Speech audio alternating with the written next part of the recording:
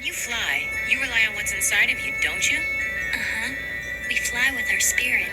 Trusting your spirit, yes, that's exactly what I'm talking about. That same spirit is what makes me paint and makes your friend bake.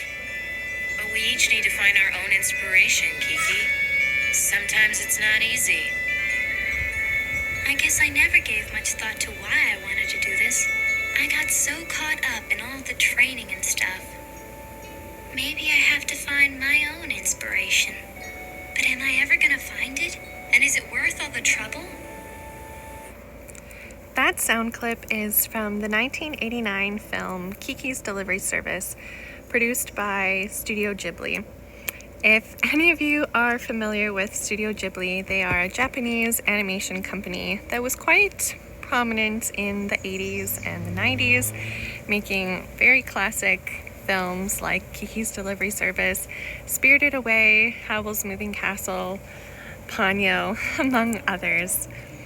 And this video is loosely inspired by the ethos and the visuals of Studio Ghibli films, and I hope that it inspires you a bit to find those things that inspire you and bring you joy, just like that quote is talking about. And some of the things I'll be sharing in this video is bringing some beauty and whimsy to my garden. Here, my daughter and I were getting some of our more summer seeds in the ground, like cucumbers and squashes, some watermelons, some cantaloupes. I always just throw them in the ground and see what happens. And because for me, a lot of it is just about the growth and the process and not always necessarily about the outcome, what we got. This footage is from a bit ago. This was when our apple blossom trees were blossoming. And so quickly here, I guess, we're gonna jump into this nostalgic toy find, which was a new in box, like 2003 edition of a For Real Friends. It came with both the adult-sized cat and the baby kitten. And I remember these being a thing when I was a kid. I would have been 4 or 5-ish when they were probably really popular. And so I couldn't really believe my eyes when I saw this at my thrift store, and I just had to get it. It made me think and reminded me of Whisper of the Heart, which is one of my favorite Ghibli films, actually. And the cat in Whisper of the Heart, and the story of how much it kind of inspires Shizuku to pursue her own creative interests and becomes like the tagline of her story, this whimsical cat. So yeah, this was really cool. It worked. It's fully like its own little animatronic robot, and it has sensors that respond to your petting or stimulus. So you scratch it in certain places and it'll meow or it'll purr, and if you pull its tail, it'll actually hiss, which is kind of freaky if my daughter picks it up wrong. But yeah, I thought this was kind of a fun little nostalgic find that I wanted to share because who doesn't love that? And one of the other things I find that Ghibli really inspires is just like a love for physical media, stories, visuals that inspire us and that get us to think about beautiful things. So this was kind of a pile of some physical media finds, thrift finds I had that was just like stellar. I couldn't believe I found these Little Bear books. Little Bear is one of my daughter's favorite shows. I got this Barbie book, and honestly, kind of disappointing, the actual stories in it, but it's cool. Classic old Paddington. And this beautiful, I collect these editions of books. That Grimm's Fairy Tale, that was such a score for me. Anything fairy tale. That's one of the things Ghibli really reminds me of, is how we take stories and bring them to life in a way that that makes us engage with them. Ponyo being an example of a retelling of The Little Mermaid, if that makes sense. Here, I'm just sharing a trip to our local garden center. It's called the Windmill, and they actually have this little section where there's a couple goats that you can feed, and they have some chickens roaming around and some ducks.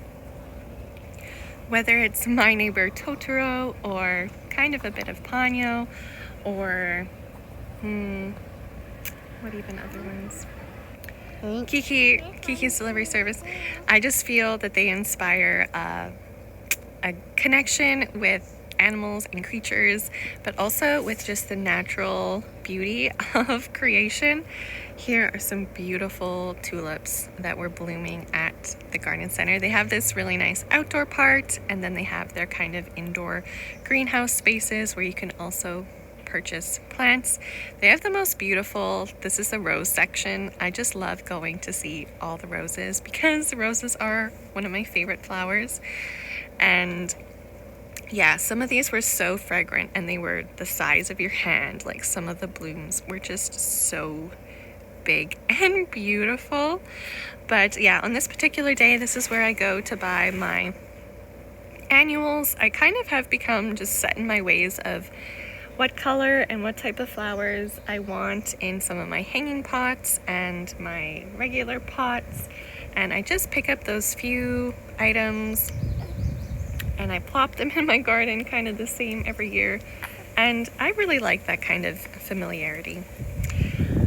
But one of the other, I think, aspects always prominent in Ghibli films is just its beautiful depiction of food. This is a kind of Jello cookbook I have that actually has a lot of fun, really unique recipes that use Jello or Jello pudding mixes, and it is amazing the different things that you can make. I've made this berry pie before, and that was a really good summer dessert. You add like the fruit and then you make like Jello, pour it over the fruit in a graham cracker crust. So tasty. But yeah, I find that the Ghibli films, like they didn't have to animate and spend time animating just food like bacon and eggs or ramen or all these types of things, but they thought it important and a beautiful visual. And I could use all the inspiration right now I could get in when it comes to the kitchen, because I find that I haven't been as inspired in wanting to be making unique foods or creative foods.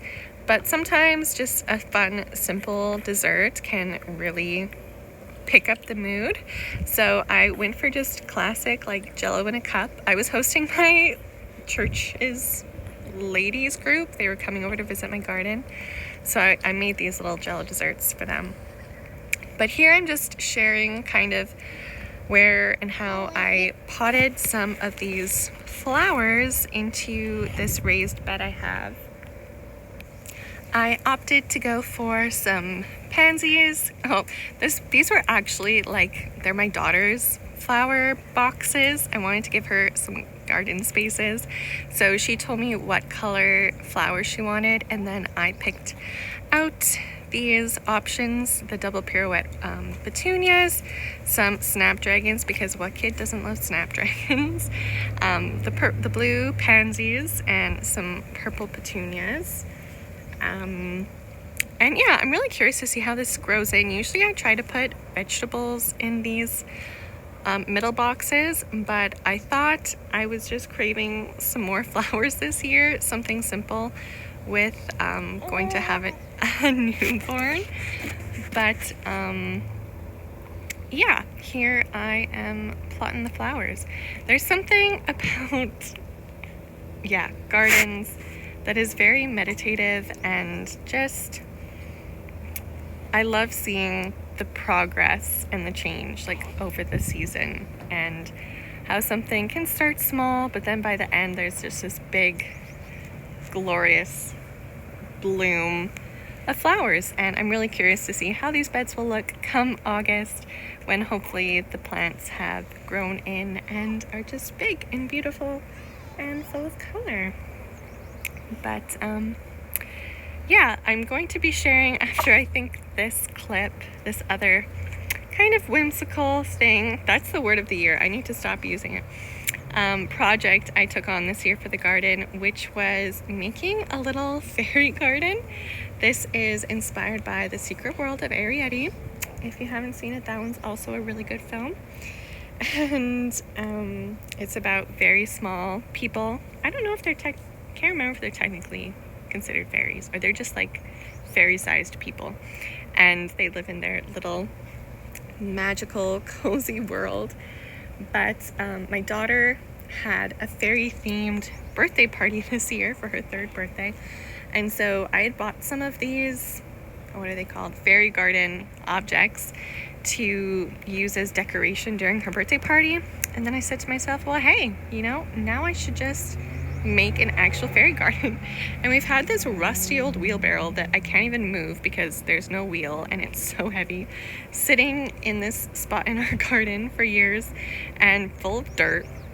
And I said to myself, you know what? This is the perfect spot for a fairy garden. Whoops. So I put my daughter and I set up where we wanted the houses to be. And then I thought it would be fun to plant in some of the pansy plants because I had some extras of those. I also sprinkled some chamomile seeds on it to have those grow in as well.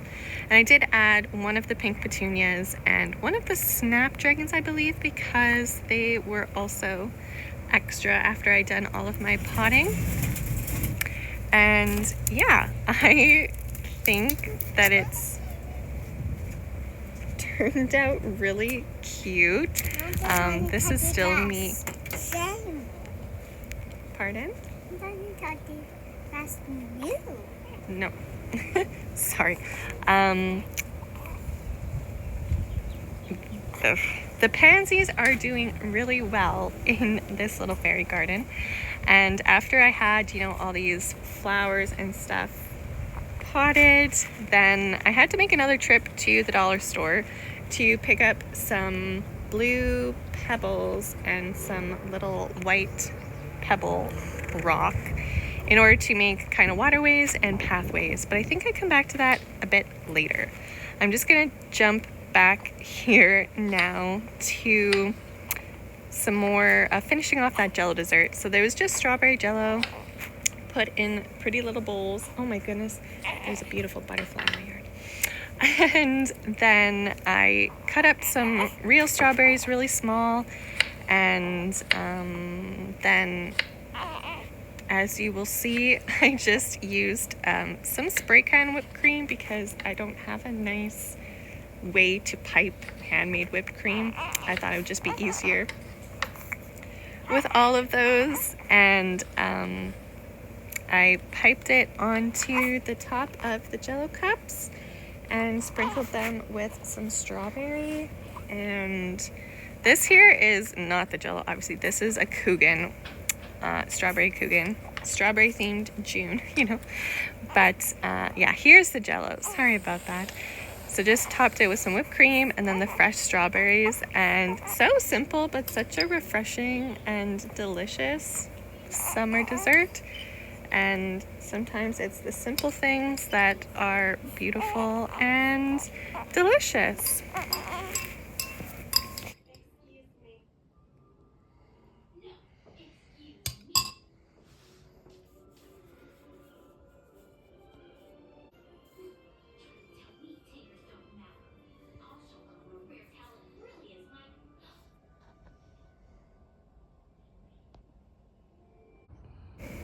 Okay, and so here is how the fairy garden turned out. I am so happy with this. I think it's so cute, and my daughter likes to take the little fairy figurines and kind of hop them down the path and take them to each other's house and be like, oh, they're going for a visit. Even since I took this footage, the pansies have really come into their own and they've bloomed a lot more, and it just is looking so cute and so pretty. I'm really happy with how it turned out. And yeah, if you have just like a small space where you can do something creative, even if it's in a pot or in a garden, window box, like there are little ways that you can bring some nature, some beauty into your into your life. And yeah, this little fairy garden was a fun project to do. And now it wouldn't be Studio Ghibli inspired if there wasn't some type of noodles, because as we all know, it took Seiji Amasawa like 3 bowls of noodles to calm down after he made his first violin. But this was just like an udon and broccoli stir fry with some something beef. And here I just wanted to show, I was like so in love with how my dining room was looking in the evening light. I think another thing that Studio Ghibli films inspire us to do is see beauty in our everyday spaces by making them comforting, cozy, warm, and also like spaces that serve us by having objects and things that we choose to engage with and that bring us joy. Some of those include our CD player that my daughter loves to use, having a perpetual like paint and coloring station just available to use, having tons of greenery and plants inside, and these beautiful rainbows that are made by our lights. But yeah, I'm gonna move on to the doll section now. So welcome back to the sewing room, doll room. Thank you for watching this video. I hope you have enjoyed it so far. This is the segment of the video where I get to share a doll with you. I kind of have felt a bit weird in that when December was approaching and I felt really good with my collection and my videos, and it had been, you know, like I kind of hit a good moment. I didn't have any new dolls. And now in the past few months, my collection has gained another handful of girls. I don't know if there's been a bit of just kind of chaos stuff happening in this like nervous anticipation of my new baby on the way and how things in life is going to be different. And I've just been leaning into my dolls in anticipation of that. But for this kind of springy video, I just wanted to share this sweet girl with you. She was a marketplace find when we were up in visiting a bigger city. Not the city I live in. There's not usually very many local listings, but we were just about getting ready to head out of town. I double checked if there was any good listings, and she popped up for $15. So I asked my mom, can we go drive and pick her up? And she was willing. Thank you, Mom. And yeah, the only unfortunate downside is the doll was like a played with doll. And I appreciate her attempt. In her attempt, the mother decided to do the fabric softener on the hair. And oh my gosh, I'm a very fragrant sensitive person, and it was like terrible, so strong. And even after multiple washings of her hair with both just like a soap shampoo with vinegar, I even tried baking soda, and then the texture was really bad after the baking soda, so I went and I washed with the vinegar again. Like, her hair still smells. Now to some maybe it wouldn't bother them, but it's not my favorite, so she definitely is more kind of like a display girl instead of a snuggle me girl, at least at the moment, because the scent is too strong. I'm hoping eventually it will fade even more. It's definitely better, but yeah, that was kind of the little bit of work I had to do with her. She did have some other like marks and stuff on her, but thankfully they all washed off with the magic eraser. And yeah, I think she turned out pretty cute. So here, I'm gonna bring her up. She's oh, I should know this. I think she's a Truly Me 76. I will double clarify. I think she's a 76. She has the very lightest skin tone. She has the darker green pinwheel eyes, similar, I believe, to the ones Blair has. And she has this medium length blonde curly hair. And yeah, she's classic molds. I made her this little springy, summery dress, blue, yellow, red, pinkish flowers. This little sweetheart neckline. I thought with like the little touches of green that it would look really, really pretty, like pull out the green from her eyes. I do find these green pinwheels, like they're so dark. But I think she has quite like a nice little curl on her lashes. Her lashes are quite pretty. And she is currently sporting, I believe, their golf shoes. I don't know what the exact outfit is, but they're American Girl golf shoes.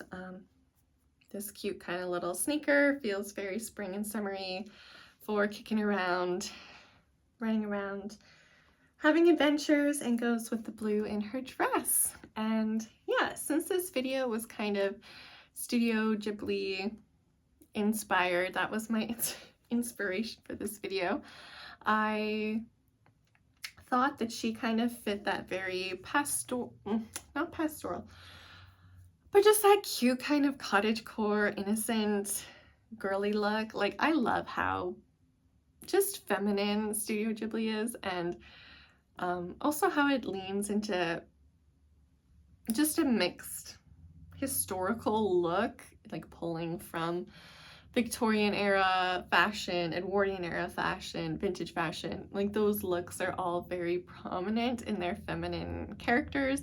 So I thought that she was very fitting.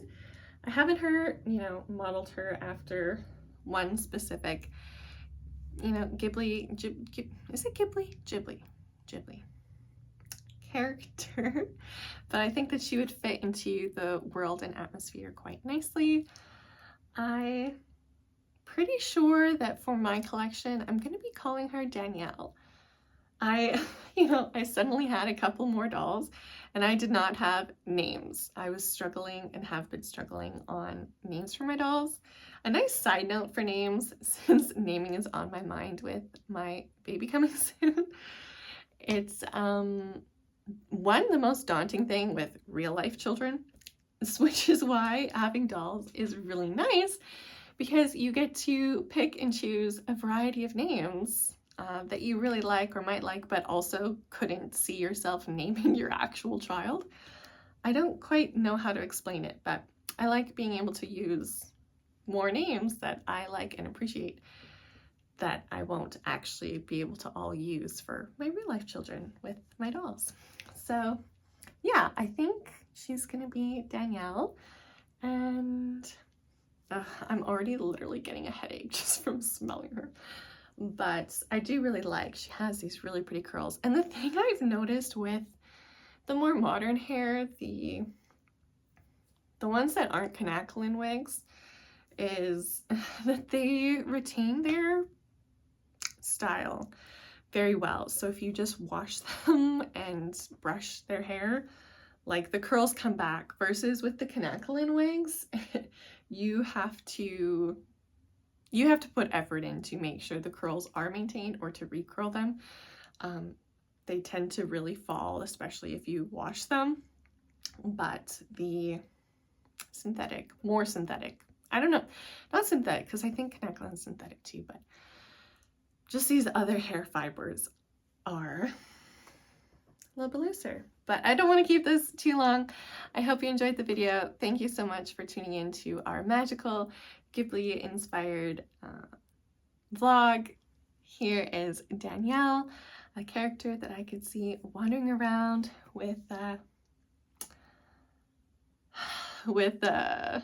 oh, who's my favorite girl? There's Seiji Amasawa and Shizuku. I could see her wandering around with Shizuku. So, or yeah, going into Sophie's hat shop, or yeah. Okay, thanks for tuning in, and yeah, let me know in the comments what you think.